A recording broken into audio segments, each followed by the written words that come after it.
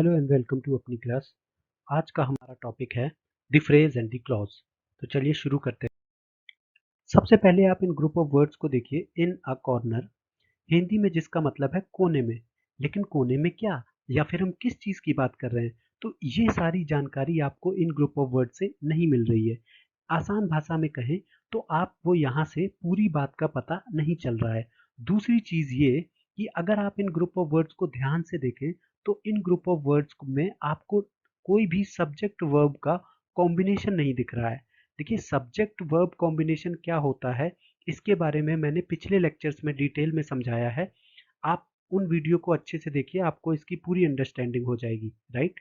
तो देखिए, इन group of word से हमको एक सेंस तो मिल रहा है, लेकिन कोई भी कंप्लीट सेंस नहीं मिल रहा है। तो हम ये कहेंगे कि इस तरह के ग्रुप ऑफ वर्ड्स जहां से हमको कोई भी कंप्लीट थॉट ना मिले, और दूसरा जहां पे हमें कोई सब्जेक्ट वर्ब कॉम्बिनेशन ना मिले, इस तरह के ग्रुप ऑफ वर्ड्स को आप क्या बोलोगे? फ्रेज बोलोगे। ओके। अभी हम कुछ एग्जाम्पल देखते हैं, वहां से आपको चीजें क्लियर हो जाएंगी। सबसे पहला एग्जाम्पल है, Neeraj Chopra won the Olympic gold medal in javelin throw event. तो अगर आप इस पूरे सेंटेंस को देखें और इस सेंटेंस में अगर आप ये ग्रीन कलर टेक्स्ट को देखें, तो अगर आप ग्रीन कलर टेक्स्ट में ग्रुप ऑफ वर्ड्स को कंसीडर करें तो यहाँ पे आपको कोई भी सब्जेक्ट वर्ब का कॉम्बिनेशन नहीं मिल रहा है। राइट। और दूसरा कि अगर आप सिर्फ इतने ही वर्ड्स को देखें तो आप इन वर्ड से ये पता नहीं चल लगा पा रहे हो कि एक्चुअली में उस जेवलिन इवेंट में हुआ क्या, या फिर एक्चुअली में हम क्या बात कर रहे हो जेवलिन इवेंट के बारे में। ठीक है। तो यहाँ से आपको पूरी बात पता नहीं चल रही है, इसलिए ये ग्रुप ऑफ वर्ड्स फ्रेज कहलाएंगे। उसी तरह अगर आप इन ग्रुप ऑफ वर्ड्स को देखें, ओलंपिक गोल्ड मेडल, तो यहाँ पे खुद में इसकी कुछ ना कुछ मीनिंग जरूर है कि हाँ, हम ओलंपिक गोल्ड मेडल की बात कर रहे हैं, लेकिन एक्चुअली में क्या बात कर रहे हैं, या और हम ओलंपिक गोल्ड मेडल की मतलब पूरी जानकारी आपको यहाँ से नहीं मिल रही है। तो इस तरह के ग्रुप ऑफ वर्ड्स को भी आप क्या बोलोगे? फ्रेज बोलोगे। तो हमने ये देखा कि एक सेंटेंस में मल्टीपल फ्रेजेस भी हो सकते हैं। ये एक इंपॉर्टेंट चीज हो गई। ओके। कि आपको एक सेंटेंस में एक से ज्यादा फ्रेज भी मिल सकते हैं। तो दूसरा एग्जांपल देखते हैं, Lucknow is the capital of Uttar Pradesh. तो फिर से अगर हम यहाँ पे ग्रीन कलर टेक्स्ट को देखें तो the capital of Uttar Pradesh, in group of word से आपको कुछ ना कुछ मीनिंग जरूर निकल के आ रही है कि हाँ, हम उत्तर प्रदेश की राजधानी के बारे में बात कर रहे हैं, लेकिन क्या बात कर रहे हैं? राइट। ये चीज हमें बिल्कुल भी नहीं पता चल रहा है। तो अगर फिर से हम बोलें तो यहाँ पे हमें पूरी जानकारी नहीं मिल रही है। और दूसरा, यहाँ भी हमें सब्जेक्ट और वर्ब का जो कॉम्बिनेशन है वो भी देखने को नहीं मिल रहा है। तो हम ये कहेंगे कि द कैपिटल ऑफ उत्तर प्रदेश भी एक तरह का फ्रेज है। ओके। अभी तीसरा एग्जाम्पल देखते हैं, Assam has the largest and smallest river islands in the world. Okay.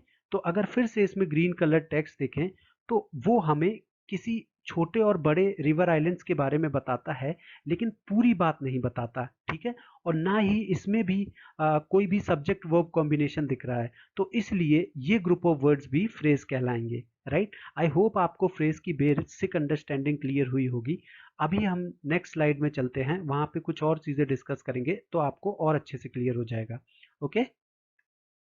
अगर आप इन दो सेंटेंसेस को कंसिडर करें और इसमें जो लास्ट में आपको जो कलर्ड टेक्स्ट दे रखा है और उसमें जो ग्रुप ऑफ वर्ड्स दे रखे हैं, अगर आप उनको ध्यान से देखें तो पहले वाले सेंटेंस में अगर आप ऑफ लेदर की बात करें, राइट, तो यहाँ से आपको कुछ ना कुछ मीनिंग जरूर मिल रही है, लेकिन इन ग्रुप ऑफ वर्ड्स में आपको सब्जेक्ट और वर्ब का कॉम्बिनेशन नहीं दिख रहा है। तो आप ये कहोगे कि इस तरह के ग्रुप ऑफ वर्ड्स को आप क्या बोलोगे? फ्रेज बोलोगे।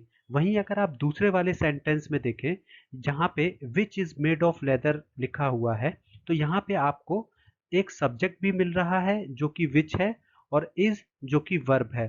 और ये पूरे ग्रुप ऑफ वर्ड्स आपको कुछ ना कुछ मीनिंग जरूर दे रहे हैं। इसकी अगर मीनिंग देखें तो वो ये होगी कि जो चीज चमड़े की बनी हो, right, which is made of leather. तो हम ये कह सकते हैं कि इस तरह के ग्रुप ऑफ वर्ड्स जहां पे ये जरूरी नहीं है कि कंप्लीट थॉट कन्वे हो। ठीक है। आप मतलब एक बस सेंस बनना चाहिए, पूरी बात की पता लगे इस चीज की आप बोल सकते हो कि नेसेसिटी नहीं होनी चाहिए, लेकिन सब्जेक्ट और वर्ब का होना बहुत जरूरी है। तो इस तरह के ग्रुप ऑफ वर्ड्स को आप क्या बोलोगे? क्लॉज बोलोगे। तो क्लॉज और फ्रेज के बीच डिफरेंस क्या होगा कि आपको फ्रेज में सब्जेक्ट वर्ब का कॉम्बिनेशन होना जरूरी नहीं है और पूरी थॉट का निकल के आना जरूरी नहीं है, ठीक है। बस कुछ ना कुछ मीनिंग अगर निकल के आ रही है तो आप ये बोलोगे कि वो फ्रेज होगा। वहीं अगर क्लॉज की बात करें तो क्लॉज में सब्जेक्ट और वर्ब का होना जरूरी है, सब्जेक्ट वर्ब का जो कॉम्बिनेशन होता है उसका होना जरूरी है। दूसरा कि वो ग्रुप वो चीज आपको कंप्लीट थॉट दे भी सकती है और नहीं भी दे सकती है, ठीक है। तो इस तरह के ग्रुप ऑफ वर्ड्स को आप क्लॉज बोलोगे। अभी एग्जाम्पल देखते हैं। सबसे पहला एग्जाम्पल है people who pay their debts are trusted. और इस सेंटेंस में अगर आप हु पे देयर डेट्स को आप अगर कंसिडर करो, ठीक है, तो यहाँ पे आपको हु जो है वो एक सब्जेक्ट के तौर पे दिखेगा, पे आपको एक वर्ब की तरह दिखेगा, और कुछ ना कुछ आपको इससे मीनिंग निकल के आ रही है। और इसकी मीनिंग क्या है कि जो लोग अपना कर्जा चुकाते हैं, who pay their dates, right. तो आप ये कह सकते हो कि ये ग्रुप ऑफ वर्ड्स क्या होंगे, ये ग्रुप ऑफ वर्ड्स क्लॉज होंगे, राइट। अब हम दूसरा सेंटेंस देखते हैं। We can not start while it is raining. अगर आप फिर से इसमें इट इज रेनिंग वाले पार्ट को ध्यान से देखें तो इट आपका सब्जेक्ट हो जाएगा, इज आपकी वर्ब हो जाएगी, और इट इज रेनिंग से एक थॉट भी हमको मिल रहा है कि हाँ बरसात हो रही है, तो हम ये कह सकते हैं कि ये भी क्लॉज होगा। उसी तरह तीसरा एग्जाम्पल देखें। I think you have made a mistake. तो यहाँ पे आपको यू एक सब्जेक्ट मिलेगा, मेड आपको वर्ब मिल जाएगी, तो सब्जेक्ट और वर्ब का कॉम्बिनेशन मिल गया। और आप ये भी कहोगे कि यहाँ आपको एक बात भी निकल के आ रही है या कुछ सेंस भी बन रहा है इस चीज का, वो है कि आपने गलती करी है, राइट। तो हम फिर से ये कहेंगे कि इस तरह के ग्रुप ऑफ वर्ड्स को आप क्या बोलोगे, क्लॉज बोलोगे, ठीक है। तो आई होप आपको फ्रेज और क्लॉज की अब डिफरेंस क्लियर हुआ होगा। देखिए क्लॉज की जो सबसे इंपॉर्टेंट चीज होती है वो ये होती है कि उसमें सब्जेक्ट का होना जरूरी है, वर्ब का होना जरूरी है, और वो एक कंप्लीट थॉट कन्वे कर भी सकते हैं और नहीं भी कर सकते हैं। तो अब अगर हम नेक्स्ट स्लाइड पे चलें तो वो क्लॉजेस जो कंप्लीट थॉट कन्वे करते हैं या जिन क्लॉजेस से आपको पूरी बात का पता चले, तो वहां उन क्लॉजेस को आप क्या बोलोगे, इंडिपेंडेंट क्लॉजेस बोलोगे, राइट। जो खुद में ही आप बोल सकते हो कि पूरी मीनिंग कन्वे कर दे, उसको आप इंडिपेंडेंट क्लॉज बोलोगे। वहीं अगर जो क्लॉज आप कंप्लीट थॉट कन्वे नहीं कर पा रहे हैं, पूरी बात नहीं बता पा रहे हैं, उनको एक्स्ट्रा कुछ चीज की जरूरत है, राइट।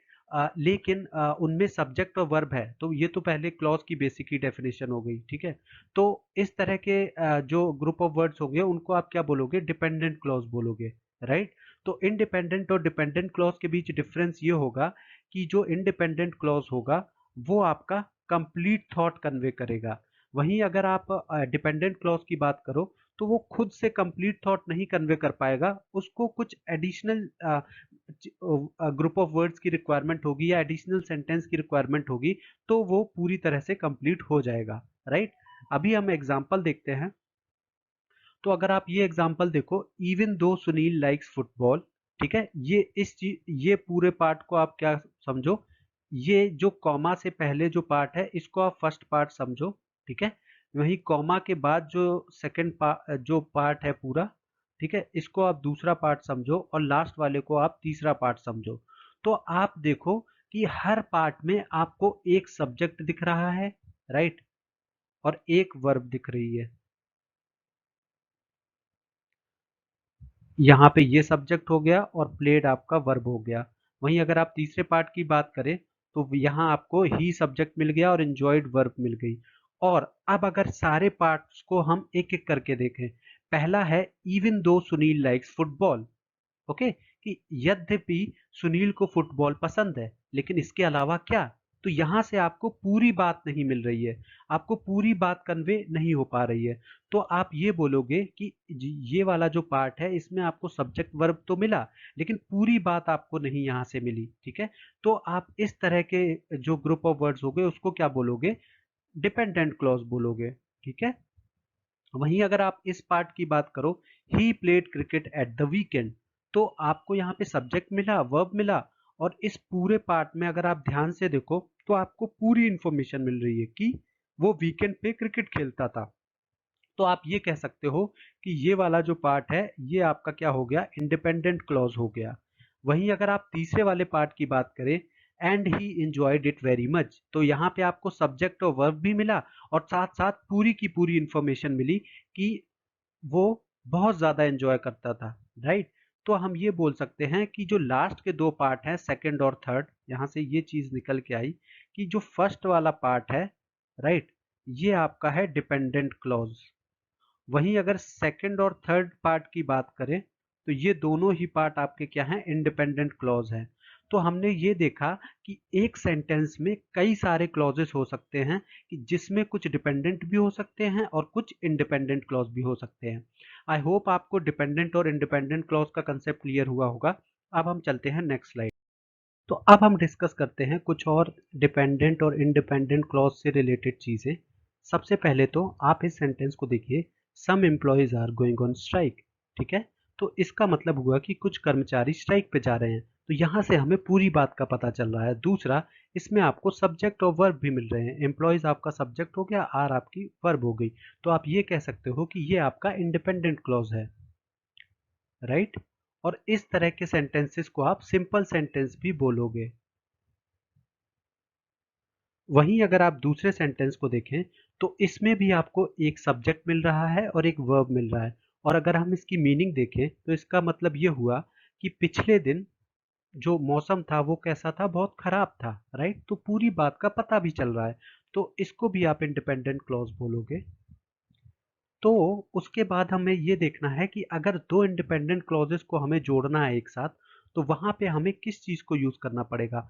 तब हमें कंजंक्शन का यूज करना पड़ेगा। तो यहां से देखिए आपकी कंजंक्शन की डेफिनेशन भी आ जाती है। कंजंक्शन क्या होता है?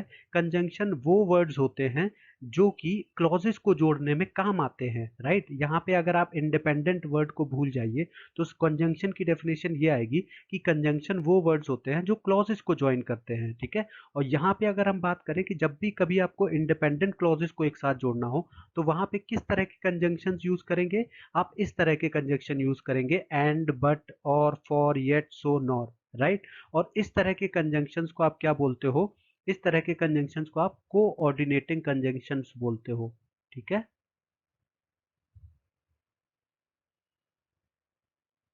तो हमने ये चीज देखी कि इंडिपेंड जब हमने क्लॉजेस को समझा तो अपने आप वहां से हमको कंजंक्शन समझ में आ गया।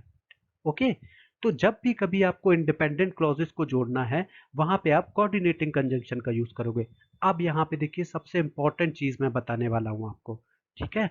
ये देखिए, अब ये एग्जांपल देखिए, some employees are going on strike, comma, for they want more pay. अब यहाँ पे देखिए मैंने यहाँ पे कॉमा पे फोकस किया, ठीक है। आप यहाँ पे कॉमा पे फोकस करो।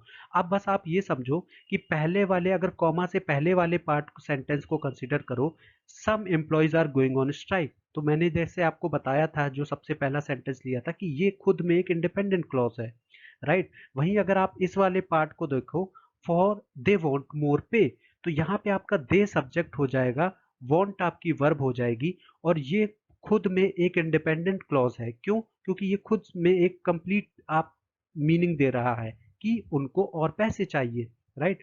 तो यहाँ पे देखिए आपने दो इंडिपेंडेंट क्लॉजेस को इस वाले कंजंक्शन से जोड़ा, फॉर वर्ड से जोड़ा, ठीक है। तो ये फॉर यहाँ पे आपका क्या हो जाएगा? कोऑर्डिनेटिंग कंजंक्शन हो जाएगा। तो जब भी कभी आप इंडिपेंडेंट क्लॉजेस को जोड़ोगे कंजंक्शन यूज करके, तो उस तरह के कंजंक्शन को आप कोऑर्डिनेटिंग कंजंक्शन बोलोगे। और हमेशा आप ये याद रखिए कि जब इस तरह के जब आप एडिशन करोगे दो इंडिपेंडेंट क्लॉजेस का, तो वहां पे कॉमा का यूज करना बहुत जरूरी है, इसलिए मैंने कॉमा पे फोकस किया था। और ये कॉमा आपका कोऑर्डिनेटिंग कंजंक्शन से पहले आएगा, राइट। अभी एक और एग्जांपल देखते हैं। Yesterday the weather was terrible, yet today it's lovely, so will stay out all day.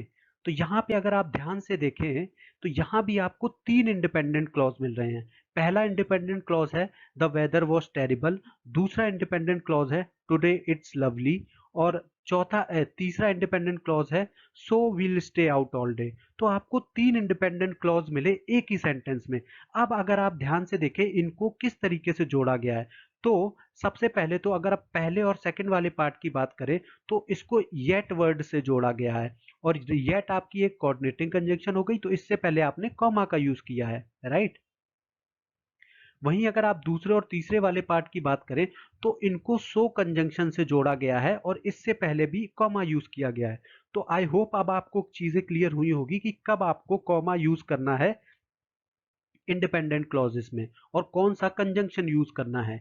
Okay, अगर हम डिपेंडेंट क्लॉज की बात करें तो डिपेंडेंट क्लॉज खुद से पूरी बात हमें नहीं बताता है, राइट। ऑल दो उसके पास सब्जेक्ट और वर्ब तो होता है लेकिन खुद से वो पूरी बात हमें नहीं बताता है। इसलिए कई बारी हमें उसको इंडिपेंडेंट क्लॉज के साथ जोड़ना होता है ताकि उससे पूरी बात का पता चले। ओके, यानी कि टू मेक सेंस, यहाँ पे मेक सेंस की जगह आप कंप्लीट वर्ड का यूज करिए। To make complete sense it must be joint with an independent clause. अभी हम एग्जांपल देखते हैं, आपको चीजें क्लियर हो जाएंगे। अगर आप इस सेंटेंस को देखें, even though John likes golf, तो इसका मतलब हुआ यहाँ पे डॉट डॉट मैंने इसलिए यूज किया है कि पूरी बात यहाँ से पता नहीं चल रही है या इसके आगे भी कुछ चीज आपको ऐड करनी पड़ेगी तब ये पूरा सेंटेंस कंप्लीट होगा। तो इसका सिर्फ मतलब हुआ कि यद्यपि जॉन को गोल्फ पसंद है, राइट, लेकिन इसके अलावा क्या, तो पूरी बात आपको पता नहीं चली। तो इस तरह के सेंटेंस को आप क्या बोलोगे, डिपेंडेंट क्लॉज बोलोगे कि ये किसी चीज पे डिपेंडेंट है, ये निर्भर करता है किसी चीज पे, राइट। तो इसको हम क्या करेंगे, इंडिपेंडेंट क्लॉज से जोड़ देंगे। अब दूसरा अगर आप सेंटेंस देखो, he played cricket at the weekend, तो वो वीकेंड पे क्रिकेट खेलता था, राइट। तो ये यहाँ से हमें पूरी बात का पता चल रहा है और यहाँ पे सब्जेक्ट भी है और प्लेड आपकी वर्ब भी है, राइट। तो आप ये बोलोगे कि ये इंडिपेंडेंट क्लॉज है। तो अब हमने क्या किया, तीसरे वाली लाइन में हमने इन दोनों को जोड़ दिया, डिपेंडेंट क्लॉज और इंडिपेंडेंट क्लॉज को।